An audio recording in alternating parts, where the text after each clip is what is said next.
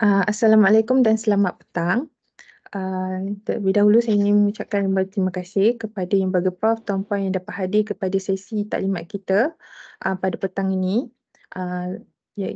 Terlebih dahulu saya ingin mengucapkan terima kasihlah kepada semua yang berbahagia Profesor Dr. Nafariza bin Nayan, Pengarah Pusat Pengurusan Penyidikan RMC, yang berusaha Profesor Madya Teknologis Dr. Surayahani binti Adnan, Timbalan Pengarah Bahagian Pengurusan Geran RMC, dan seterusnya penyidik semualah. Jadi tanpa melengahkan masa, saya ingin menjemput Yang Berhormat Prof. Dr. Nafarizal untuk memberikan kata aluan pada petang ini. Dipersilakan Prof. Okey, terima kasih Uda. Assalamualaikum warahmatullahi wabarakatuh.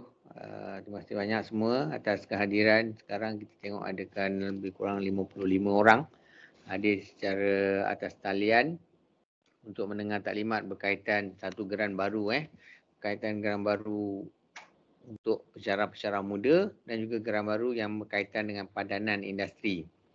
Mungkin ada yang bertanya di peringkat KPT hari itu kita semua dah hantar FRGS. FRGS itu kita dah hantar dan dah diproses, masih dalam proses lah kiranya di peringkat KPT. Jadi diorang pun belum finalize lagi. Dan mungkin semua ni akan difinaliskan kemungkinan besar mungkin serentak. Mungkin dekat hujung-hujung bulan 6, at the end semua ni akan keluar lah. Jadi untuk maklumat semua, geran yang tawarkan baru ni, IMAP ni terutamanya, ini adalah hasil inisiatif di kalangan MTUN sendiri. Prof TNCPI kita juga sendiri di antara yang push forward benda ni di peringkat kementerian, sebab kementerian ataupun di peringkat negara sendiri selalu mention penyelidikan yang dibuat di universiti adalah syok sendiri. Tak menyelesaikan masalah masyarakat, tak menyelesaikan masalah komuniti, tak menyelesaikan masalah industri. Jadi itu dilema yang ada. Jadi bila kita push benda ni ke peringkat kementerian, akhirnya datanglah geran penyelidikan program padanan industri IMAP. Yang mana kerajaan, kalau baca artikel yang ditulis dalam keluar berita harian, kalau tak silap, berita harian atau putusan yang disebut oleh TNCPI UMT, dah memperuntukkan 50 juta. 50 juta untuk projek IMAP ni sahaja. KPT dapat. Dan itu Kelebihannya lagi satu adalah projek ini hanya untuk U15. U15 tu maksudnya universiti selain RU. RU kita ada 5, selain daripada RU kita ada 15. Jadi ini memang dedicated khusus. Kita dah lama dah bising kan. Katanya RU, awak RU bolehlah dapat duit apalah semua. So ini kementerian dah bagi dedicated khas 50 juta untuk non-RU. U15 kita panggil U15. Macam G7 lah kan. Dan negara maju kita panggil G7 kan. So U15 ni khusus untuk dapatkan dana ni. IMAP, nanti kita akan dengar detail lah daripada Prof. Raya. Prof. Raya kita pergi bengkel tu. Bengkel tu dia berdindong-dindong bincang banyak dekat sana, dekat KPT tu. Macam mana nak buatkan garis panduan grant IMAP ni kan. Itu dia dah buat. Dan kita akan dengar lebih detail apa isi kandungannya lah, kontennya, apa syarat-syaratnya. Dan juga geran berkaitan dengan pesara muda lah. Pesara muda ni biasa, dulu kita pun ada FRGS Racer. Kali ini FRGS EC pun sama, ada peruntukan khusus untuk U15 di pesara-pesara muda di U15 ni saja. Jadi ini peluang yang sangat-sangat saya rasa sangat baik. Cumanya isu kita adalah time frame dia sangat-sangat pendek.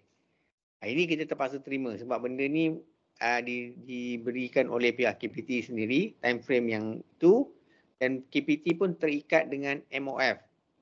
Yang mana dia orang bila diberi peruntukan, perlu disbursekan peruntukan secepat mungkin. Kalau tak, dia orang takkan dapat fasa kedua. Jadi dia orang perlu proseskan ni pun cepat juga. Jadi kita harap kita dapat komitmen yang baik daripada semua penyelidik. Especially kalau grant IMAP ni akan perlukan industri punya involvement, nak kena dapat LOI dan sebagainya, perlukan dapatkan network yang baik. That's why sebenarnya groundwork tu sebenarnya patut dah berlaku dah lebih lama lah. Bukan cerita baru hari ni nak cari industri apa semua. Sepatutnya benda-benda yang dah ada. So harap kita boleh dengar dengan lebih detail dan kita make sure kita cuba be punctual lah. Kemungkinan besar ni tak macam yang sebelum lah. Kita ada extend MDR hari tu kita extend 2 kali. Kan MDR. Sebab itu geran dalaman, kena faham. Dalaman kita boleh kontrol. Tapi bila geran luar macam ni, kita takkan boleh kontrol sangat. Jadi kita terpaksa hantar benda apa yang kita ada. Kalau boleh kita tak nak. Kita sikit lah. Boleh bayangkan kalau kita ada 50 juta tadi, kita bagi dengan 15 universiti ni, kita boleh bayangkan sepatutnya kita dapat dalam lingkungan 3 juta plus. Janganlah kita kurang daripada tu. So peluang tu banyak. Bayangkan satu projek mungkin boleh dapat berapa ratus K kan. Okey, itu saja daripada saya. Saya serahkan kembali kepada Huda. Terima kasih. Okey, terima kasih Yang Berbahagia Prof atas aluan tersebut. Jadi tanpa melengahkan masa, seterusnya saya ingin menjemput Yang Berusaha Profesor Madya Teknologis Dr. Suraihani untuk memberikan taklimat kita pada petang ni. Dipersilakan, Prof. Okey, terima kasih Cik Huda. Okey, Prof. Okey, Assalamualaikum warahmatullahi wabarakatuh dan salam sejahtera untuk semua. Terlebih dahulu saya rasa belum terlambat lagi untuk saya ucapkan salam Ramadan kepada yang Muslim yang menyambut Ramadan. Okay, so insyaAllah pada hari ini saya akan memberikan sedikit taklimat berkenaan dengan seperti makluman Prof Nafa tadi. Ini merupakan geran baru yang kita sebenarnya baru sangat bincang, baru buat garis panduan dan terus endorse dan dijangkakan kita akan tawarkan pembukaan dalam bulan 6 macam itulah. Maksudnya tak lama lah, benda ni memang kena berlaku segera. Okey, jadi seperti yang dimaklumkan oleh Yang Berbahagia Prof Nafa tadi, kita ada 2 geran, iaitu yang pertama bagi geran penyelidik muda iaitu FRGS EC ataupun Early Career Researcher. Yang kedua adalah geran penyelidikan program padanan industri ataupun IMAP. Okey, dah seterusnya. Okey, jadi untuk makluman, apakah itu geran padanan industri ataupun industry matching program? Jadi geran ini adalah merupakan satu geran yang mempunyai dana yang diwujudkan bagi bertujuan untuk mengukuhkan penglibatan industri dalam pendidikan sebagai rakan strategik kepada penyelidik di IPT. Okey, IPT yang tadi tu, yang U15 tadi tu, dan juga melibatkan sahabat-sahabat kita daripada politeknik. Itu antara tujuan utamalah diwujudkan geran ini. Dan yang kedua adalah geran penyidikan penyidik muda, di mana geran ini menggunakan dana yang disediakan bagi pembangunan bakat penyidik muda di IPT bagi tujuan untuk memperkasa ilmu dan kesejanaan penyidikan dalam pelbagai bidang kepakaran. Okey, jadi setelah sebagaimana yang semua maklum bahawa tempoh permohonan bagi kedua-dua geran ini kita telah buka yang bermula daripada 14 Mac minggu lepas 14 Mac sehingga 25 Mac 2024 untuk permohonan ini. 25 Mac minggu depan dalam minggu depan hari Isnin. So sempat lagi lah nak buat proposal. Okey, seterusnya. Okey, jadi di sini dipaparkan adalah iklan kita dah buat iklan ni, poster untuk call for proposal lah bagi IMAP dan juga FRGSEC. Jadi boleh tuan-puan dapat lihat kat situ tarikh penting iaitu pembukaan daripada 14 Mac sehingga 25 Mac. Okey, jadi segala maklumat iaitu macam silin peruntukan, syarat-syarat permohonan, tempoh penyidikan dan kriteria penilaian kita dah masukkanlah di dalam poster tersebut dan diharap supaya tuan-puan dapat merujuk dekat situlah Dan juga permohonan boleh dibuat melalui boleh scan QR code dekat dalam poster tu juga kita ada sertakan ni QR code dan juga garis panduan boleh merujuk juga daripada QR code tu. Okey, seterusnya. Okey, pertama sekali saya akan sampaikan berkenaan taklimat IMAP iaitu Geran Penyidikan Program Padanan Industri ini. Okey. Jadi apakah tujuan IMAP diperkenalkan? Yang pertama sekali adalah untuk mewujudkan satu kolaborasi antara IPT dan juga industri di mana untuk meningkatkan penyelidikan dan pemindahan teknologi di mana IPT perlu menjadi pilihan utama industri bagi menjalankan penyidikan. Itu antara hasrat utama kementerian Dan yang kedua adalah sebagai fundamental kepada gunaan atau eksperimental iaitu di mana perlu meneruskan hasil penyelidikan awal iaitu fundamental kepada penyelidikan gunaan atau eksperimental yang boleh memberi manfaat. Okey, jadi di sini tuan-puan perlu faham fundamental kepada gunaan maksudnya tuan-puan perlu ada research yang sudah ada dia punya basic fundamental dia. Dia tak sama macam FRGS lah. FRGS kita macam baru nak explore benda baru yang bersifat fundamental. Tapi yang ini untuk IMAP tak boleh yang tu. Maksudnya dia dah ada, tuan-puan dah ada research yang basic fundamental tu dah ada dan baru boleh mohon untuk IMAP. Okey. Tujuan juga untuk perkongsian sumber iaitu bagi mengoptimumkan sumber kepakaran, dana, teknologi dan sebagainya. Okey, seterusnya. Okey. Bagi cadangan penyidikan IMAP ni terdiri daripada 3 perkara iaitu pertama bukan penyidikan fundamental seperti yang saya maksudkan tadi iaitu perlu kepada cadangan penyidikan mestilah berdasarkan kepada hasil penyidikan fundamental. Maksudnya mungkin tuan-puan sebelum ni ada geran macam geran FRGS ke geran Tier 1 ke atau apa-apa yang sudah ada info ataupun hasil-hasil penyidikan terdahulu. Okey, barulah boleh memohon untuk IMAP bagi continuous punya research. Bagi research ni pula dia perlu mencapai sekurang-kurangnya TRL 3. Baru boleh mohon untuk geran ini. Dan juga bagi untuk cadangan penyidikan ni dia boleh menyelesaikan masalah industri. Jadi cadangan penyidikan ini bertujuan untuk menyelesaikan masalah industri atau menambah baik produk ataupun proses atau sistem atau lain-lain keperluan industri. Itu antara tujuan dia. Dan yang seterusnya juga boleh menghasilkan produk.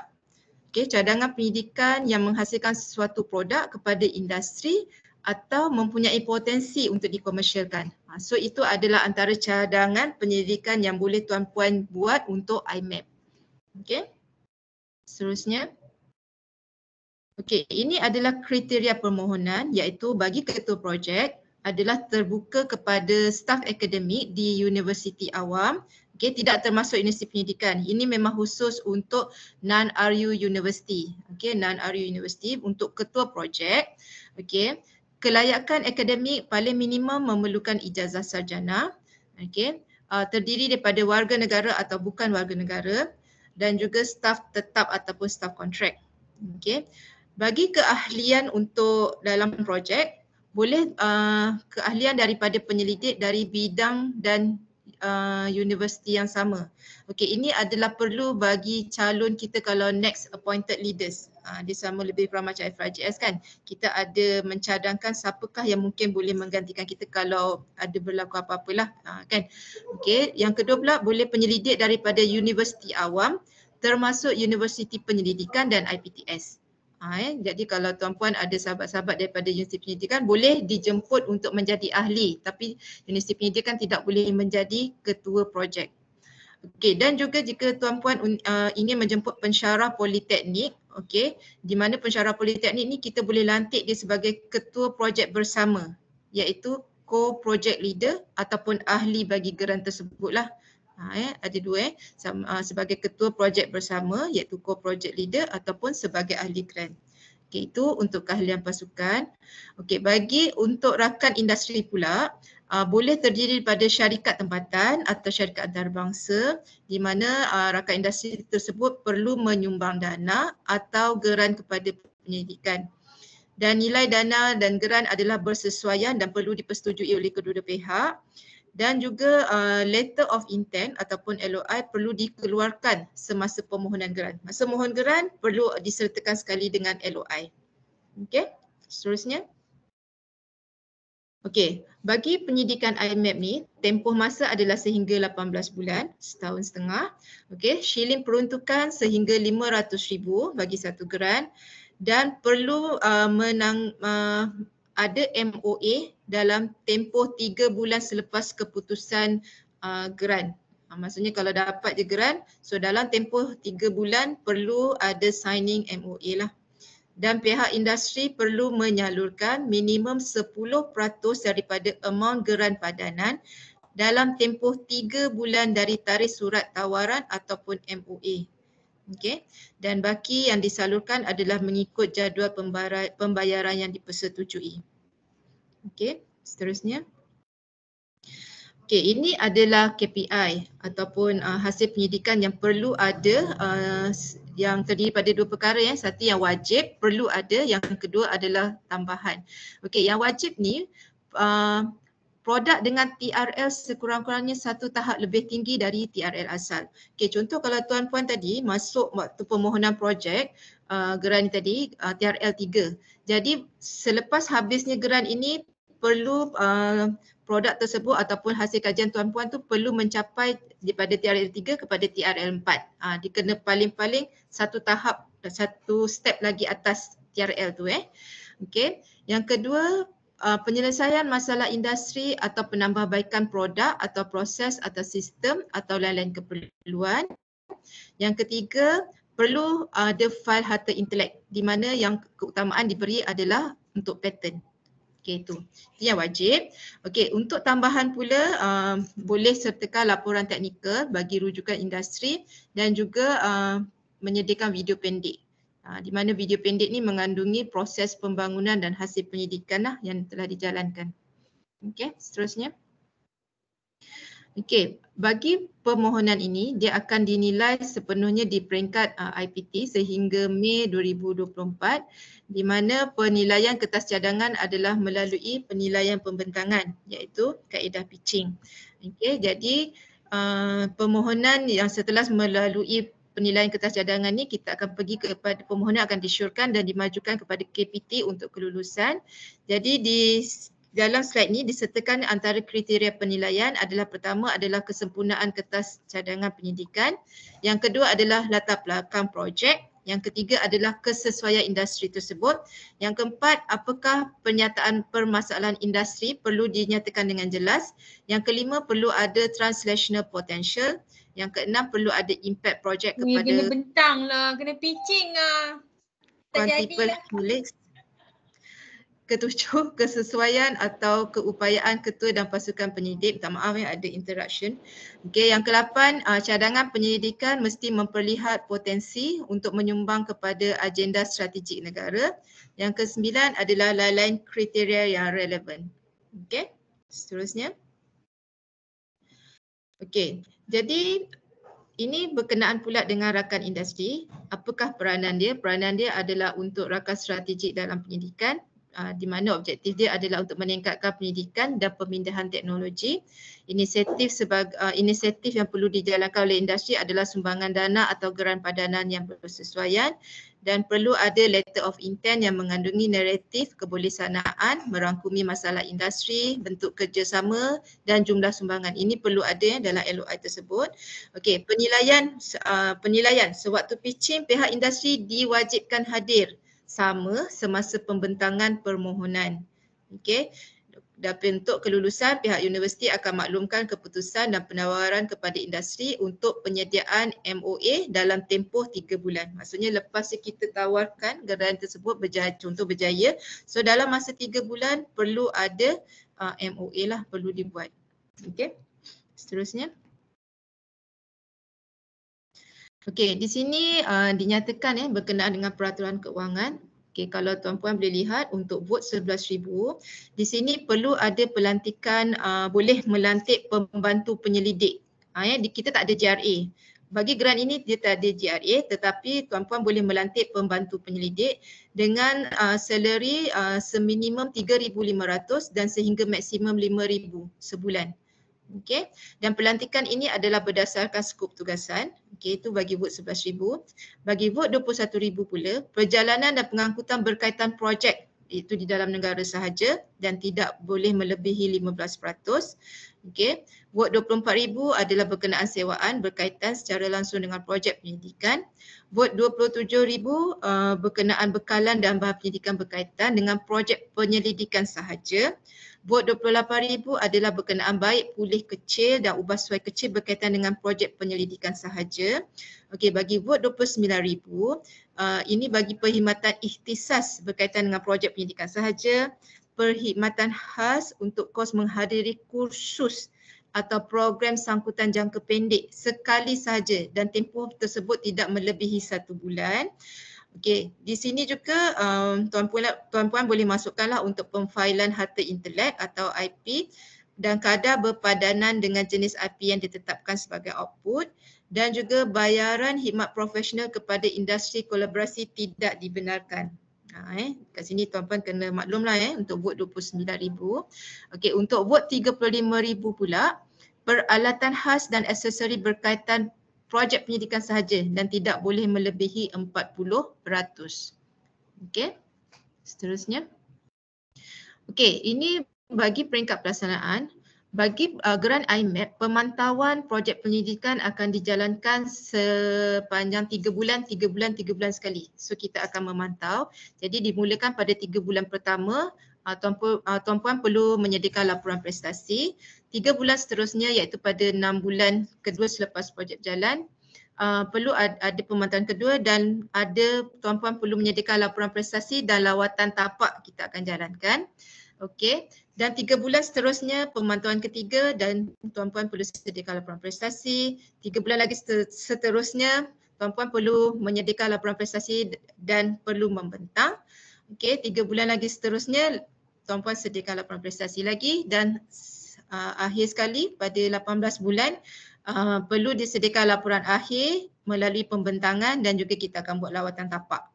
Okay, so maksudnya setiap 3 bulan untuk pemantauan. Okay. Jadi penghantaran laporan pemantauan mengikut kitaran pemantauan dalam sistem Migrants adalah 2 kali setahun. Dalam 1 tahun maksudnya 2 kalilah tuan-puan kena buat laporan pemantauan dalam Migrant. Okay. Seterusnya. Okay.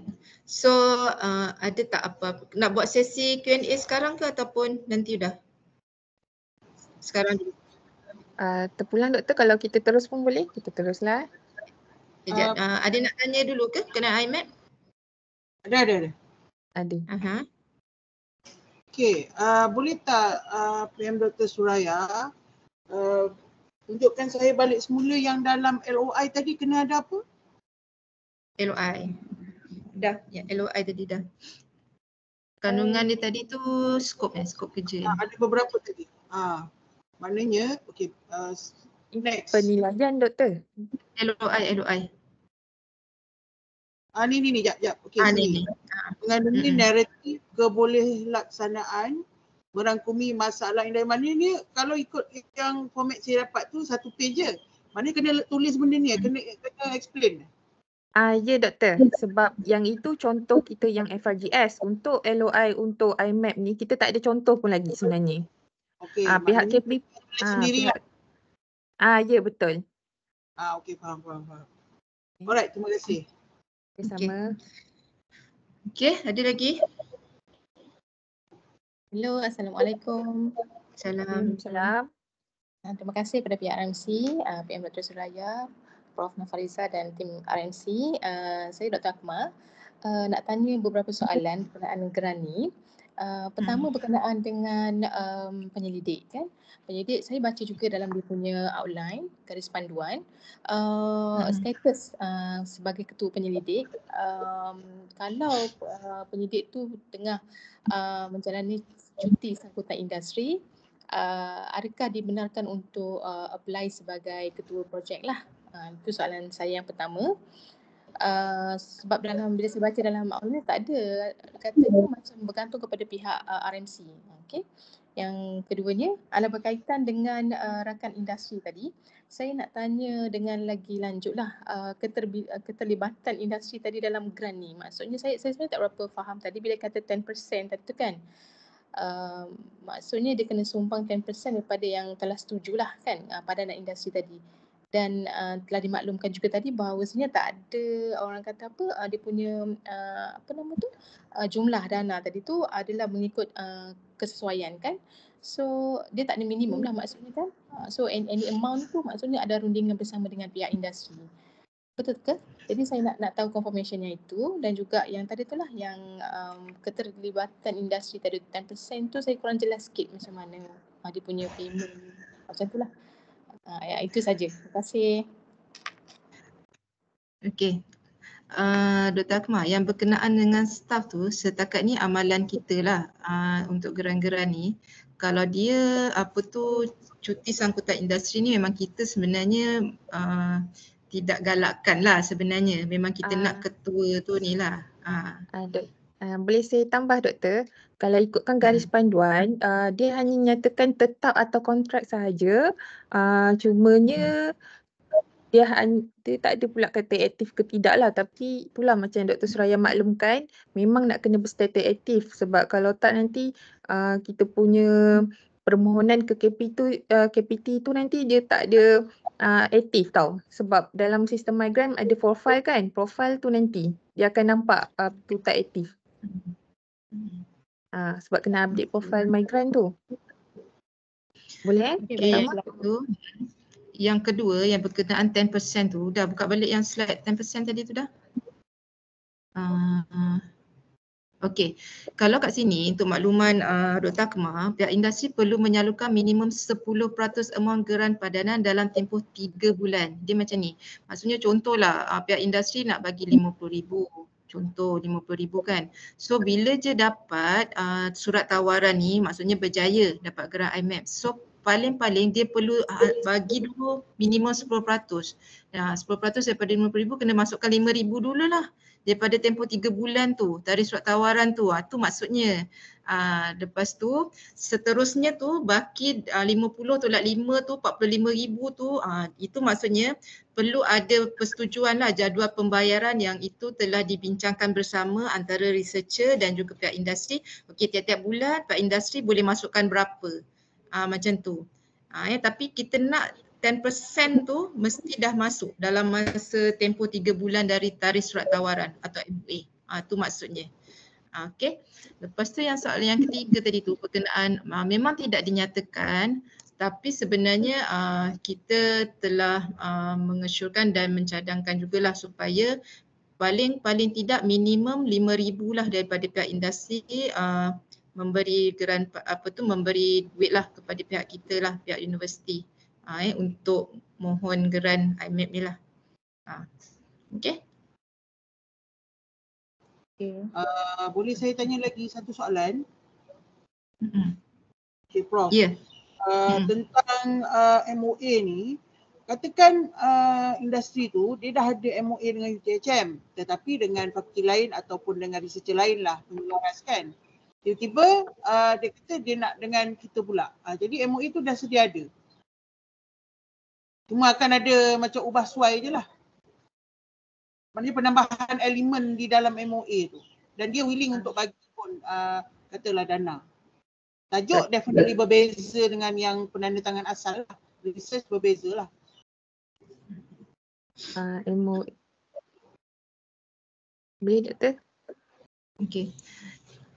Udah nak jawab ke? Saya jawab. Okey, saya jawab dulu Dia macam ni, sebab dia macam ni Doktor. Sebabnya MOA ni perlu satu perjanjian lah antara researcher dengan ni kan.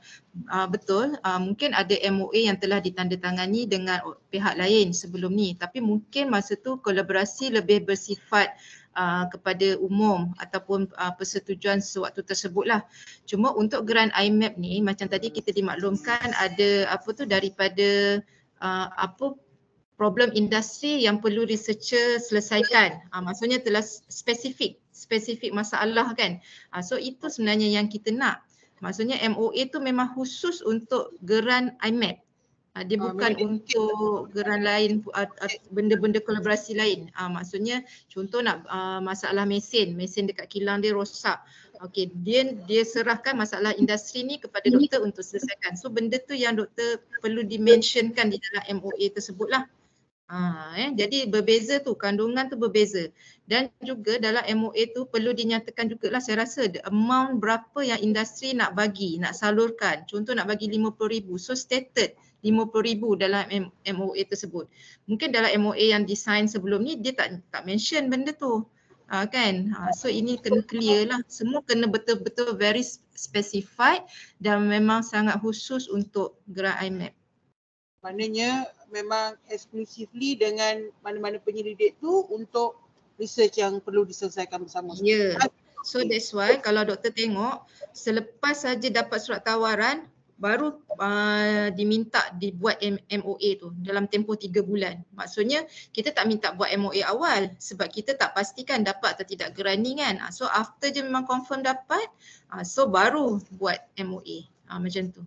Maknanya it's a fresh MOA, maknanya yang baru. Kan? Ya. Okay, satu lagi soalan saya kalau boleh last. Tadi ada 3 bahagian maknanya participants kan di dalam UTHM dari local ataupun kita kata public or private universities, and last kali you mention pasal teknik. Okay, is it a must ataupun compulsory untuk kesemua ni ada dekat dalam permohonan?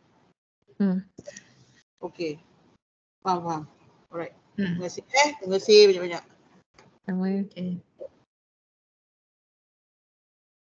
Ada soalan lagi ke? Assalamualaikum. Salam. Okay, PM Dr. Suraya nak tanya, saya Balkis nak tanya soalan. Kalau produk tu kita dah ada produknya, cuma kita nak buat expansion of the product, itu eligible tak untuk grant ni?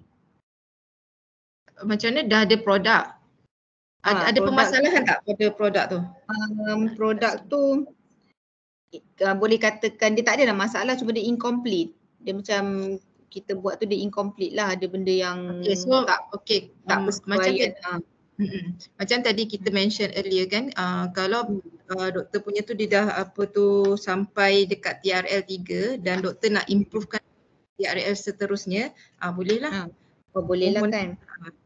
Tapi output dia akan jadi produk yang baru, betul? Ya.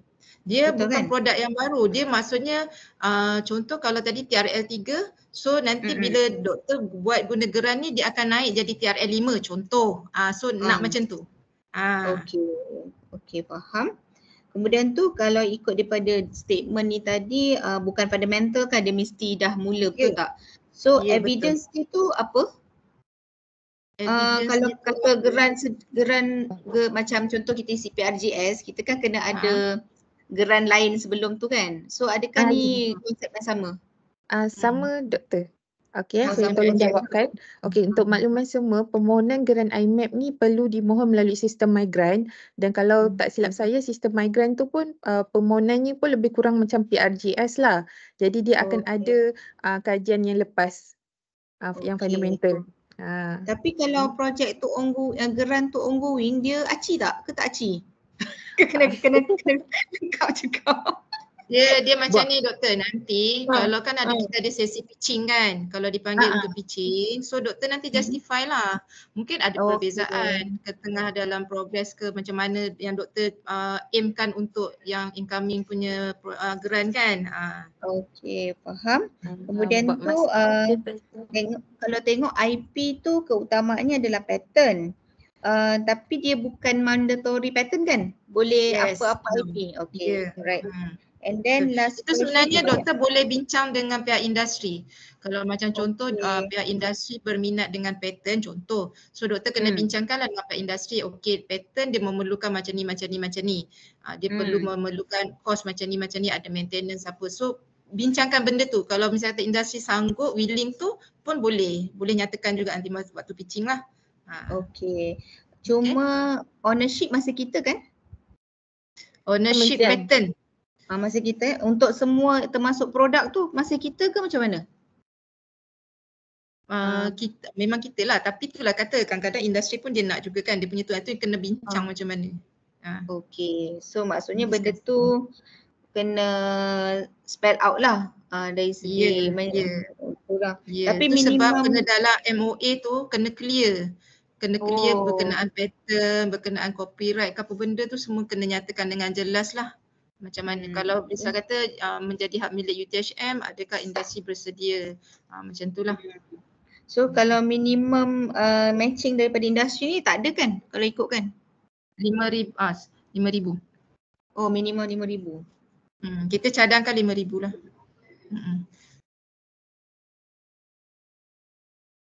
Okay. Ada soalan lagi? Alright, itu saja. Terima kasih. Mungkin saya rasa boleh kalau ada soalan lain nanti kemudian sebab kita nak teruskan pada geran yang ni lah untuk yang early career tadi.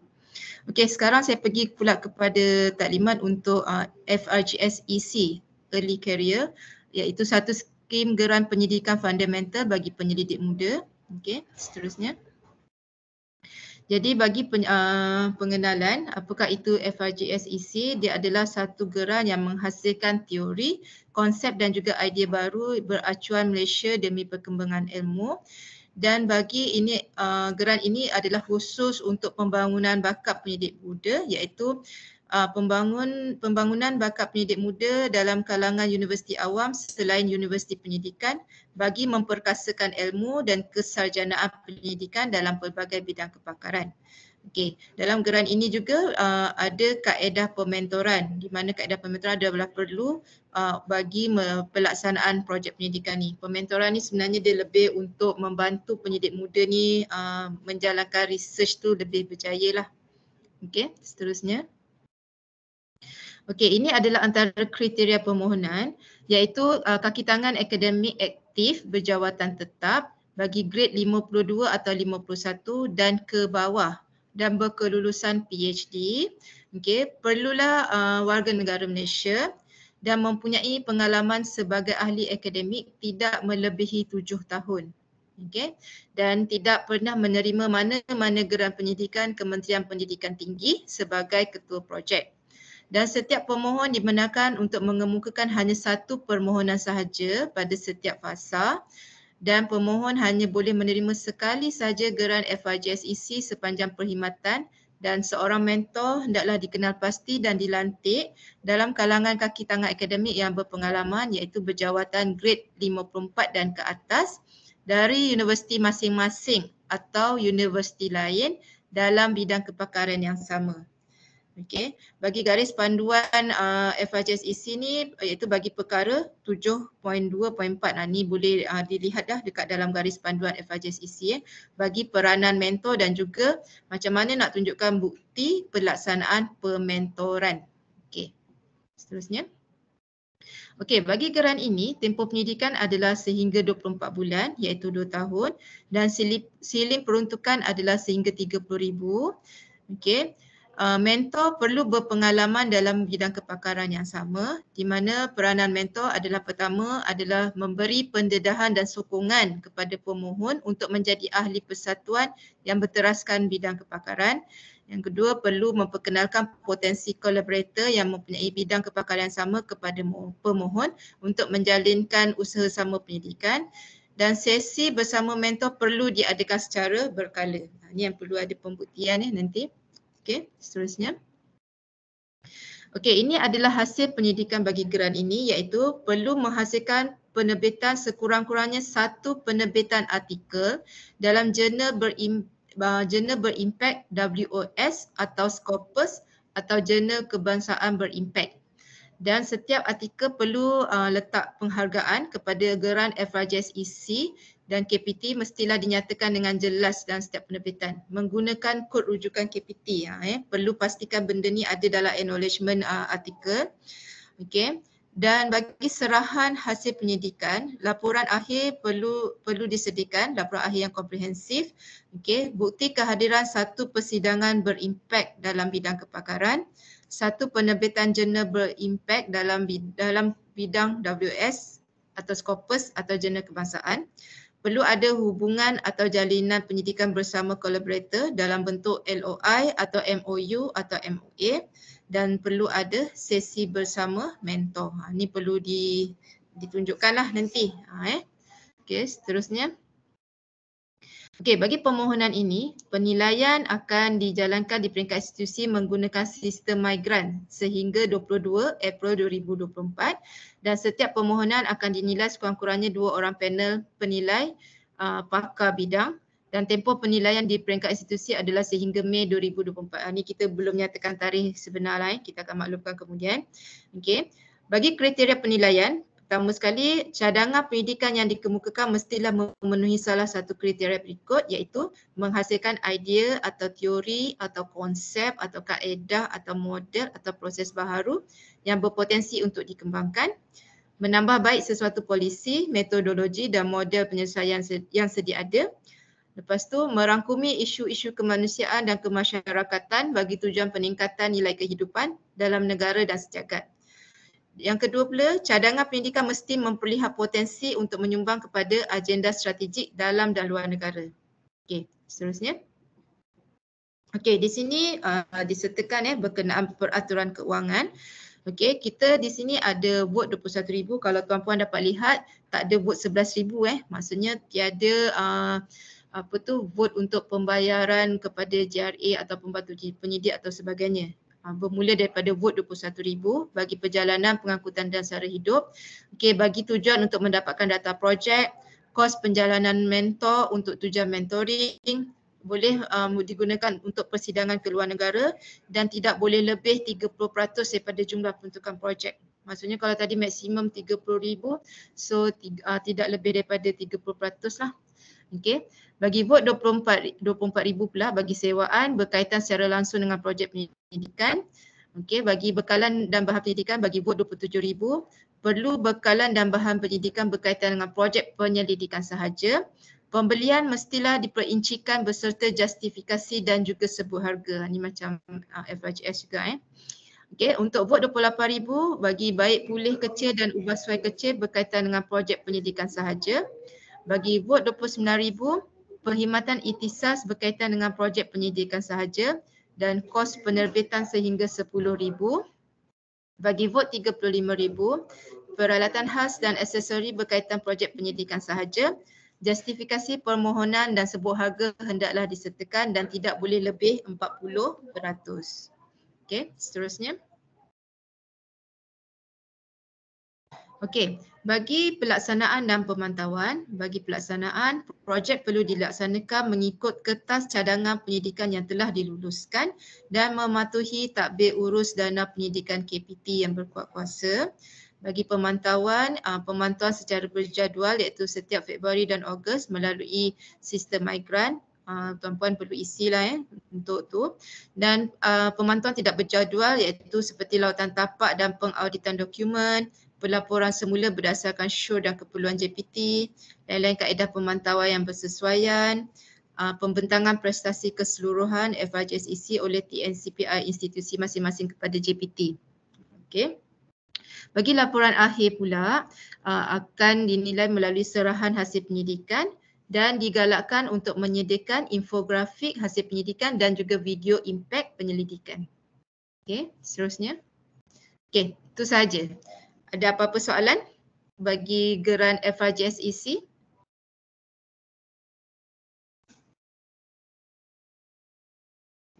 Tak ada. Kejap saya tambah kat sini. Persidangan keluar negara ini had limit dia adalah 15% sahaja daripada 30% ni. Maksudnya kos perjalanan kita nak keluar negara hanya ditanggung sebanyak 15% saja melalui geran FRJSEC ni. Okay, itu saja. Ada soalan ke? Ada soalan daripada semua? Macam semua dah faham kot, Prof. Tak ada yang bertanya. Yeah. Sekejap, kita Mungkin tengok sebab sekejap. FRJSEC kot early career, jadi masih malu-malu nak tanya. Okey, ada soalan Prof. Dekat sini dia kata sekiranya saya pernah jadi ketua projek FRDS sebelum ni, jadi tak layaklah untuk dapat geran ni sebenarnya. Jadi dia punya rules ni, dia punya kriteria ni, syarat utama permohonan agak ketat lah, dia akan follow. Kena berjawatan tetap, grade DS 52, 51 dan ke bawah, kelulusan PhD dan warga negara Malaysia, tidak melebihi 7 tahun dan tidak menerima mana-mana geran penyidikan KPT sebagai ketua projek. Jadi dekat sini mana-mana yang dah terima geran KPT sebenarnya dah tak layak untuk apply geran ni lah. Dan makluman semua, kalau macam mana penyidik nak tahu dia punya pengalaman sebagai ahli akademik dah melebihi 7 tahun ke tidak, yang bagi tuan-tuan dan puan-puan sekalian boleh pergi dekat dalam sistem Migrant, pergi dekat profile, nanti dekat bahagian profile tu dia ada satu tab personal info. Nanti kat personal info tu nanti dia ada satu academic experience, dekat situ dia akan adalah pengalamannya berapa tahun, berapa bulan. Jadi dah boleh semak dah pun dekat dalam sistem Migrant tu adakah tuan-puan sebenarnya layak untuk memohon geran ini. Jelas Okey, untuk staf berjawatan kontrak boleh mohon ke tidak? Kalau kontrak buat masa ni kita memang tak boleh mohon lah untuk geran ni. Yang boleh hanya untuk staf yang berjawatan tetap sahaja. Cuma kontrak tu saya tak pastilah kalau dengan pejabat pendaftar macam mana.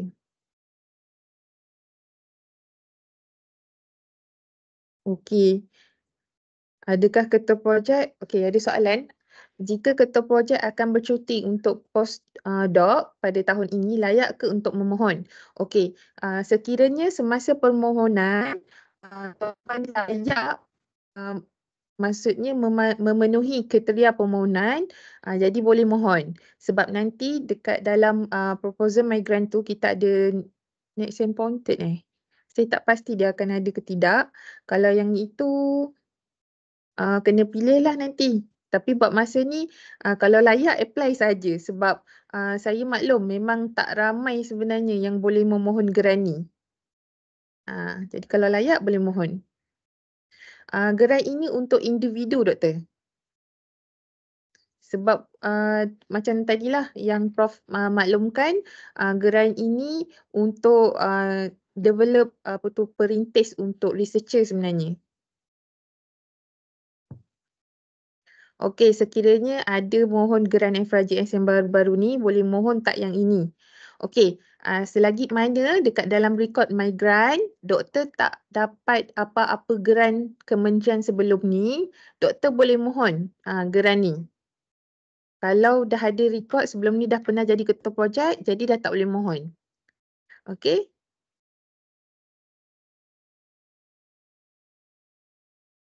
Dalam migrant status masih kontrak tapi sudah lantikan tetap bermula Mac 2024. Jadi boleh mohon ke? Okey doktor, saya mohon doktor pergi dekat dalam sistem migrant, update sistem migrant tersebut. Kalau dah update sistem migrant, saya rasa tak ada masalah untuk mohon. Enumerator untuk Gerani Gerani kejap saya semak dulu.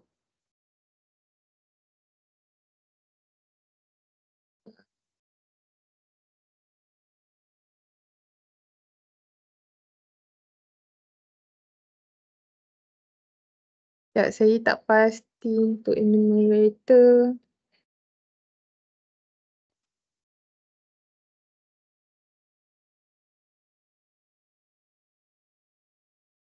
Okey, ada doktor. Kalau untuk FRGS ni ada. Boleh pergi dekat page 3 dalam garis panduan dekat dalam website RMC pun kita dah ada garis panduan ni. Boleh semak. Okey, ada soalan ke lagi? Assalamualaikum. Salam, ya. Uh, uh, uh, Pertamanya saya nak ucapkan terima kasih kepada RMC untuk sesi taklimat ni. Saya Azwin daripada FPTP. Saya nak tanya soalan untuk FRGS isi kan. Kalau ikutkan salah satu keperluan lah dalam geran ni, kita perlu letakkan mentor. Boleh saya tahu peranan mentor ni dan macam mana, atau maksud saya bila kita appoint mentor tu, adakah pemantauan tu perlu berkala yang perlu ada approval daripada RMC ke, atau macam mana?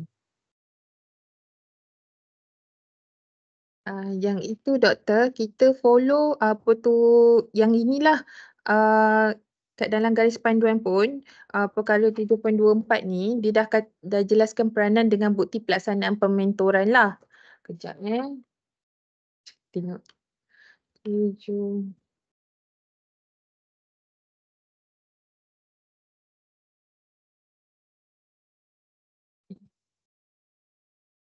Yang itu selalu inilah, kalau dengan pihak KPT dia akan minta juga pengesahan daripada pusat pengurusan penyidikan. Cumanya macam mana kaedahnya nanti kita akan lihat semulalah, sebab dekat sini pun dia tak berapa detail lah dia punya macam mana nak tengok bendanya. Nanti kita akan tanyalah selepas dah dapat kelulusan. Okey. Boleh ke doktor? Okey, terima kasih. Okey. Seterusnya ada yang bertanya, kalau mentor bergrade DS53 boleh ke memohon? Buat masa ni kalau kita tengok dalam garis panduan memang dia dah nyatakan hanya DS grade 54 dan ke atas saja yang boleh memohon. Dan boleh diconsider as a mentor lah. Okey. Okey, di bawah vote 29K apa yang dimaksudkan dengan perkhidmatan ikhtisas tu Okey, yang ni general doktor. Perkhidmatan ikhtisas ni dia boleh masuk perkhidmatan analisis, sampel, perkhidmatan biasanya kalau ni analisis sampel lah, ataupun yuran conference ke apa dan sebagainya. Dia apa yang kita selalu buat dekat dalam FRGS lah selalunya. Cumanya untuk tujuan fotokopi ke apa, tu tak boleh lah. Okey doktor? Okey, saya rasa soalan dekat bahagian chat kita dah kosong. Dah tak ada yang baru. Ada soalan lagi ke nak tanya? Puan Huda. Last 24 25 last hantar permohonan mentor dekat last permohonan. Okey, permohonan dekat dalam sistem migrant last 25 Mac. Cumanya macam mana Dr. Suraya? Prof? Setakat ni kita berpegang pada 25 Mac lah. Kalau ada apa-apa perubahan kita akan maklumkan. Melalui email. Eloklah 25 Mac, jangan tunggu-tunggu lagi. Okey, terima kasih. Okey, ada soalan lagi? Sejahtera. Sorry nak tanya pasal Doktor, GRA okey. dan PKL. Yang tu memang tak termasuk kan? Yang Tak ada doktor. Okey, suka saya nak masukkan perkhidmatan ikhtisas tu pun boleh masukkan PKL tapi hanyalah pembantu kerja lapangan saja. boleh Boleh try masuk. Ya, nanti panel KPT dia akan simak. Sekiranya dia lepaskan, bolehlah lantik. Okey. Kalau Ya, dapat grant ni boleh Ha? ke? Kalau dapat grant ni boleh ke ambil student tapi dengan menggunakan GPPS? I tanya je lah. Itu macam ni doktor, kita GPPS kita tak kisah sangat doktor. Okey. Betul. Sebab tu Thank you. GPPS. Yang penting KPI nanti. Okey. Okey, jika ketua projek akan bercuti untuk postdoc pada tahun ini, layak ke untuk memohon? Ada lagi soalan. Selagi mana semasa permohonan ni status penyidik masih aktif, maksudnya bukan cuti belajar ke, cuti sangkutan ke apa, layak untuk memohon. Boleh doktor? Okey. Ada lagi soalan sebelum kita nak tutup?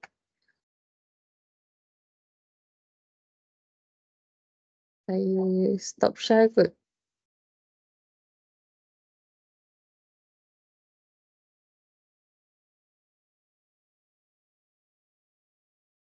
Okey, kalau tak ada soalan, doktor, kita tamatkan ni. Kita ambil gambar sikit kot sebagai bukti ni taklimat Okey. telah kita jalankan pada petang ni. Prof Nafa ada lagi tak? Maksudnya Prof Nafa ada tu. Sekejap. Prof Nafa ni doktor ada TNCPI kat mana ni? Okey. Right. Mungkin minta tuan-puan yang mana available untuk onkan kamera. Ini sebenarnya sebagai bukti Jangan rasa sebab apa kita asyik takat gambar, sebenarnya ada kadang-kadang keperluan pelaporan kepada pihak ni lah, KPT ke apa kan. Okey.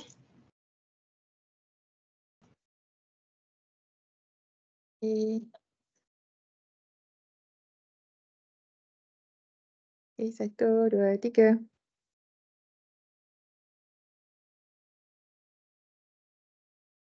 Ya. Terusnya, sekejap 1, 2, 3. Okey, terima kasih. Terima kasih semua. Terima kasih semua. Good luck semua. Okey. Terima kasih Assalamualaikum. Terima kasih semua.